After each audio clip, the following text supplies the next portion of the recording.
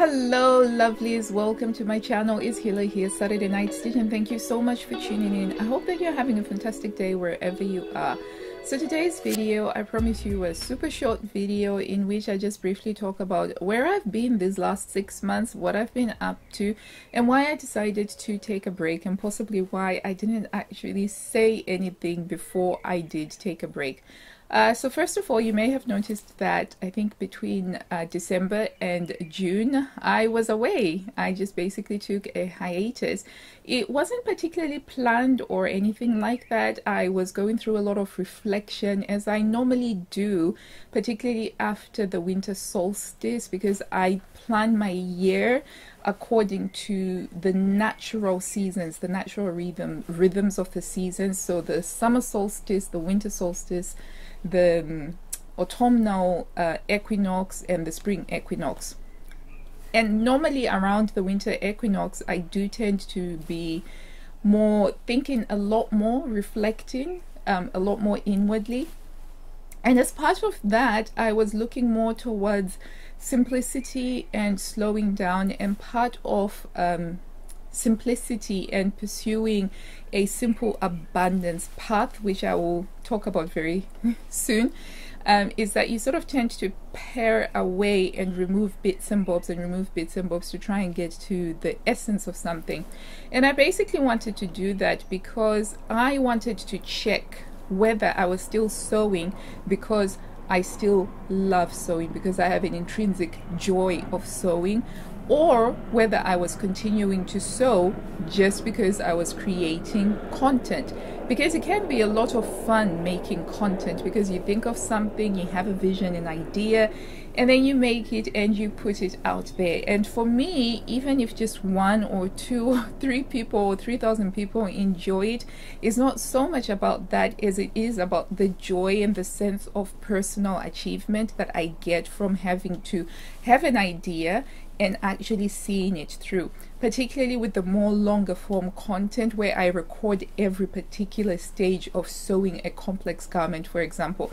For me, there's just so much joy in knowing that I could stick with that, I could do it up until the end.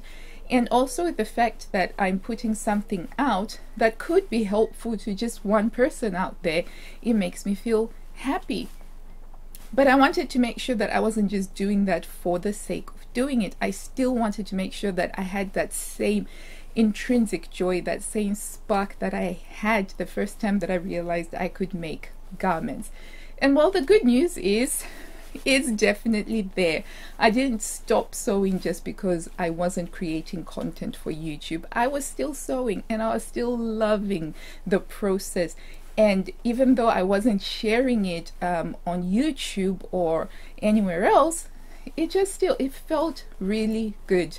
So that's one of the reasons why I took a hiatus. And as I said, it wasn't planned. It sort of came up around the winter solstice, which was the 23rd of December last year. And it felt really good to take that break, to just step away from it. And as part of that, I just sort of severed myself completely from being on YouTube. So if I wasn't creating content for YouTube, I also wanted to be away from YouTube, just to make sure that it was a proper break from it. So that was a lot of fun. And during that time, I've spent a lot more time. As I said, I've been doing quite a fair bit of sewing.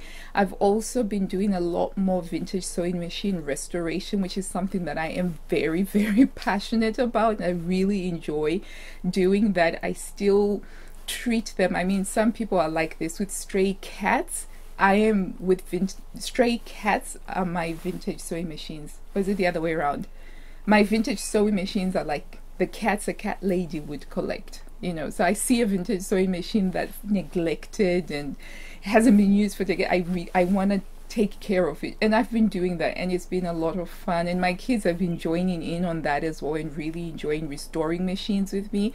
And they've been restoring hand crank machines, which now belong to them, and they do a lot of sewing on them. And they'll do embroidery things, they'll make little bags, they'll make little clothes for their toys. So that's been very rewarding to do and watch. So I've been doing a lot of that as well on the side. And I've also been doing a lot of sorting through of my fabrics. Ever since I had my colors done, I now have a lot more confidence in what works for me and what doesn't work for me.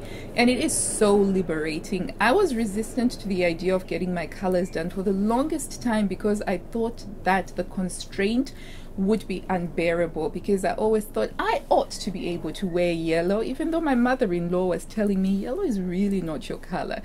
But now it's liberating to be able to walk into a fabric shop or to see fabrics, and I can acknowledge that it's a beautiful drape, it is a beautiful print, but that's not a color that looks best on me. And that's not to say that I can't wear yellow. Of course I can. Of course anybody can wear whatever color they want to wear, but it's about whether it makes you look and feel your best.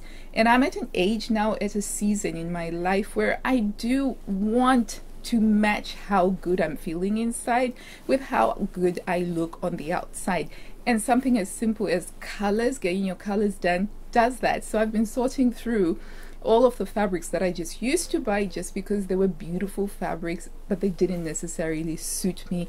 And I've been, some of them I've been donating, some of them I've been selling, and some of them that just have been really poor quality poly cottons. I've just been letting the kids have fun cutting them up and doing whatever they want to. And that's been really, really great, because it's actually making more room in my fabric stash for fabrics that are fantastic, fabulous, and that will suit me and will work for my wardrobe really, really well. Because that's the other beauty of having your colors done or knowing what suits you, is that you will actually tend to wear those a lot more, and that's what's happening with me now.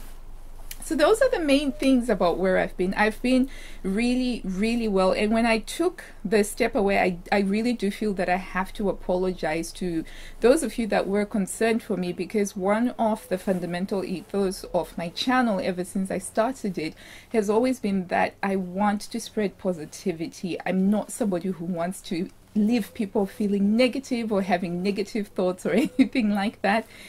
And once I came back and I saw all of the comments and some people getting in touch saying that we're worried about you, it really touched me, because that was never my intention, to make anybody worry about me.